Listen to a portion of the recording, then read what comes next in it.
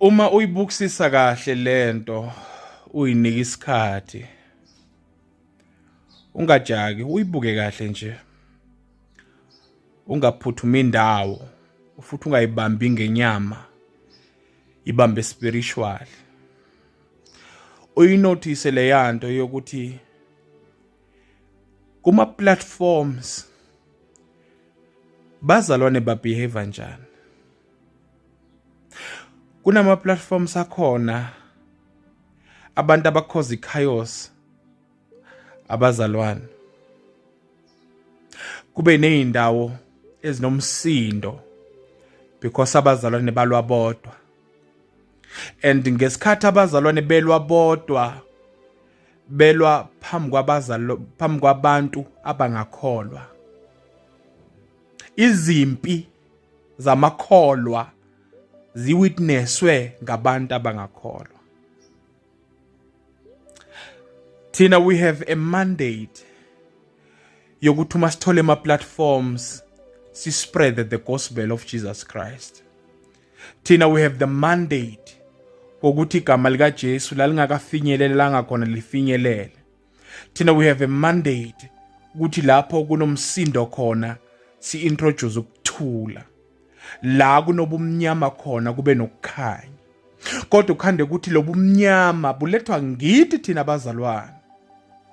La kunomsindo khona kuraswa ngithi umsindo thina ngabazalwane.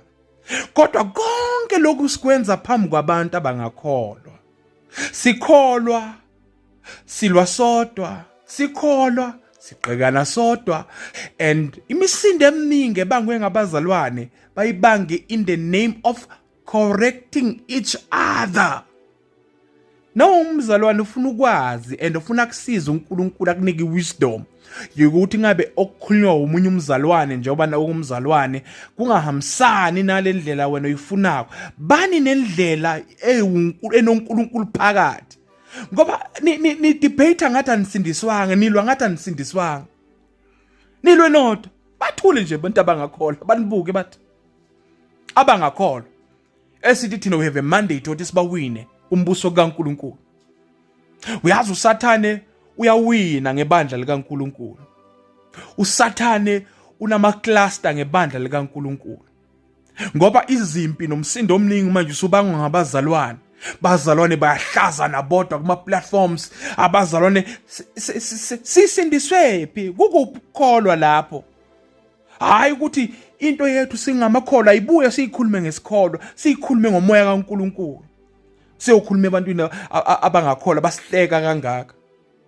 Wena nje langathiwa awukhulumisani nodade wenu noma ukhulumisani nomzala wakho, abantu abangaphandle ba exposed, they are aware ukuthi nanzwani nandawonye. Ibaphatha kanjani lento? Bajabula ukuthi nibandawonye nikhulumisani nanzwani. Bajabula. Kodwa futhi akubaphathi kahle abantu bangaphandle ukunibona nibandawonye nizwana nithandana as you should. Funa ibandla likaNkulunkulu, the body of Christ must love each other, must protect one another, must preach one message, one voice. Maningi ama voice abazalwane awavumelani. Even on a different doctrines, izifundiso zihlukahlukene. Kwazona le izifundiso zihlukeleni ngoba funa sibe sodwa phela. Isifundo. Zihlukiswa yini? Nalapho ke senibona ukuthi anivumelani ke nini ibandla likaNkulunkulu, why lento ningayenzi ngomoya kaNkulunkulu? Abantu izwe liyajabula.